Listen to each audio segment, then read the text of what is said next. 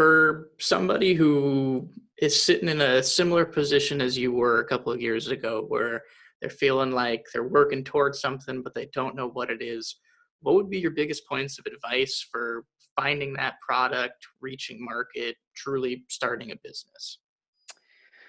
So on the product idea side, I think there are those of us that are walking around in society who are idea generators.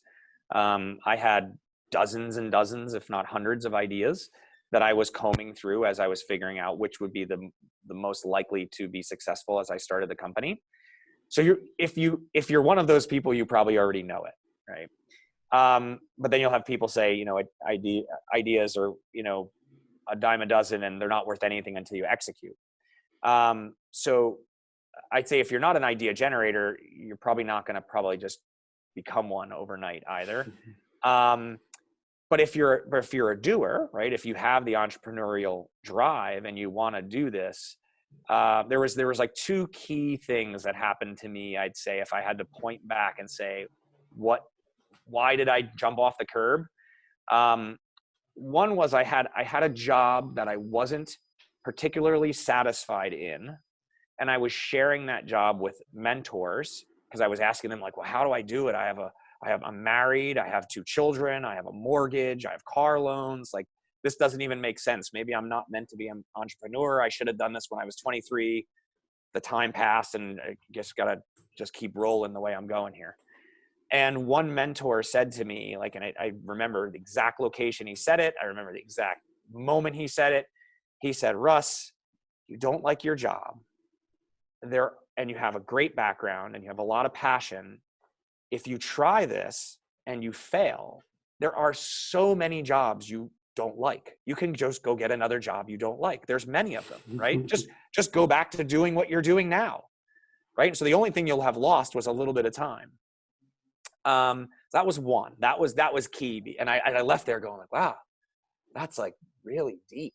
That's like, I can't believe I'd never thought of that. Like I was holding so desperately onto this thing that I really didn't value. And it was letting go of that and knowing, and then betting on myself. Right.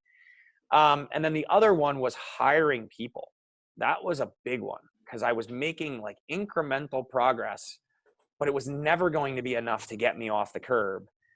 And the moment I shoved that money into the bank account and I kissed it goodbye and I said, I'm going to go hire people, stuff started happening. And then it was just momentum that carried me at that point. It was like I couldn't get out of its way. It was almost like I was in a casino and I had, I'd started spending money and I was going to spend until I ran out no matter what happened, right? I was way up, and if I just spent it all, it was fine. I was going to leave. And it was momentum and hiring somebody that just like, it felt like it became its own being. And I would have had to fight it off to stop at that point.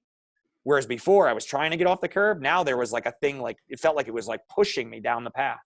Mm-hmm. So it's like you're on to something that you cannot stop. Exactly. And it was, athletes feel that like when you register for a marathon, you put the money in and you sign up and you tell a friend like, hey, I registered for that marathon. You're running because you've already told someone, you've set money aside, and there's expectations. And until you do that, until you register, until you put some skin in the game, it's so easy just to like hit the snooze button or say like, I'll do it later. Or so. Totally understand. It's like in Chinese, it's called you're riding a tiger. Exactly. And it's quite a tiger.